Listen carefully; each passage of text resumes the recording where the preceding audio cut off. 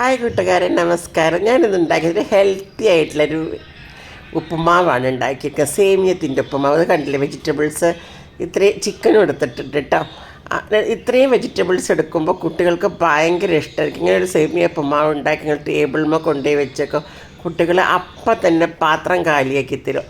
ഇപ്പം നമുക്കൊരു ഉപ്പുമാവ് എന്ന് പറയുമ്പോൾ മിക്ക കുട്ടികളും ബാക്ക് അടിക്കും, വേണ്ട വേണ്ട. അത് ഇവിടുത്തെ കുട്ടികളും അങ്ങനെ തന്നെയാണ്.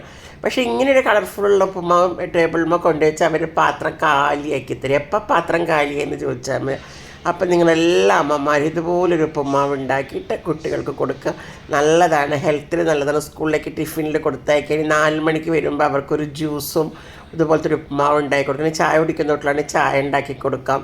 ഇതിൻ്റെ മുകളിൽ മുട്ട വയ്ക്കാം. അങ്ങനെ എല്ലാതും വെച്ച് നിങ്ങൾക്ക് ഉണ്ടാക്കാം. നിങ്ങളുടെ കുട്ടികളുടെ വയറ്റിലേക്ക് വെജിറ്റബിൾസ് എത്തുകയും ചെയ്യും.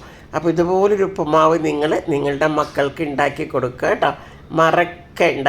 ഇതിൻ്റെ ഫുൾ വീഡിയോ എൻ്റെ യൂട്യൂബ് ചാനലിലുണ്ട്. ഐഷ ഫ്ലവേഴ്സ് എന്ന യൂട്യൂബ് ചാനലിലുണ്ട്. അപ്പോൾ അതിൽ പോയി കണ്ടാൽ മതി. നിങ്ങൾക്ക് ഫുൾ ഇത് കിട്ടും കേട്ടോ. പിന്നെ വേറെ എന്തൊക്കെയുണ്ട് വിശേഷങ്ങൾ? എല്ലാവരും സുഖമായിട്ടിരിക്കുന്നതിൽ എല്ലാവർക്കും സുഖവും സമാധാനവും സന്തോഷവും നേരുന്നു. അപ്പം സ്കൂൾ തുറക്കാൻ നിങ്ങളിങ്ങനെയുള്ള കാര്യങ്ങളൊക്കെ ഉണ്ടാക്കി മക്കൾക്ക് ടിഫിനിലാക്കി കൊടുത്തയക്കുക. അപ്പം മക്കളുടെ സന്തോഷം വരും.